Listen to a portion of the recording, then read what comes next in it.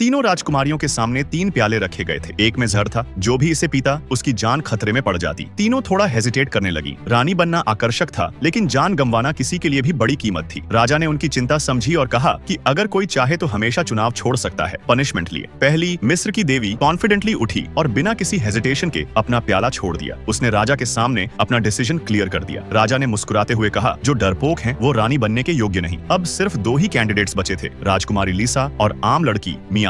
दोनों ने लड़ने का मन बना लिया। राजकुमारी लिसा ने पहले प्याला उठाया, लेकिन जैसे ही उसने जमीन पर झर पीते राजा की कल्पना की, वह डर गई और प्याला नीचे रख दिया। उसने राजा से रिक्वेस्ट की कि मियाना को पहले चुनने दिया जाए। सभी ने उसकी चाल समझ ली, लेकिन मियाना डर से पीछे नहीं हटी। उसने बिना हेजिटेशन अपने प्याले को उठाया और पी लिया। उसकी बहादुरी ने सबको साइलेंट कर दिया। अब लिसा की बारी थी। वह 2 प्यालों के बीच कंफ्यूज थी। काफी देर तक हेजिटेट करने के बाद उसने दाएं वाला प्याला उठाया, लेकिन जैसे ही वह उसे छूने लगी, उसका डर वापस आ गया। उसने प्याला नीचे रख दिया और रोने लगी। राजा ने अनाउंस किया कि उसने अपने प्रॉमिस के कारण एलिजिबिलिटी खो दी है। मियाना ने फिर से कदम बढ़ाया और दूसरा प्याला पी लिया। लिसा राहत में थी, लेकिन फिर देखा कि मियाना ने तीसरा प्याला भी उठाया। यह प्याला सभी को जहरीला लगता था। राजा हैरान रह गया। उसने मियाना से पूछा, इतनी ब्रेवरी क्यों? मियाना ने काम वॉइस में जवाब दिया, मैंने शुरू से ही देखा कि यह सिर्फ एक टेस्ट था। वास्तव में तीनों प्यालों में कोई पॉइजन नहीं था। जैसा कि उम्मीद थी, कर सब खत्म हो चुका था। उसकी इंटेलिजेंस और करेज ने सबको इम्प्रेस किया। राजा ने अनाउंस किया कि मियाना ही इस ट्रायल की विनर और एकमात्र रानी है। तब से उनकी रूलिंग में प्रॉस्पेरिटी और हैप्पीनेस फैल गई।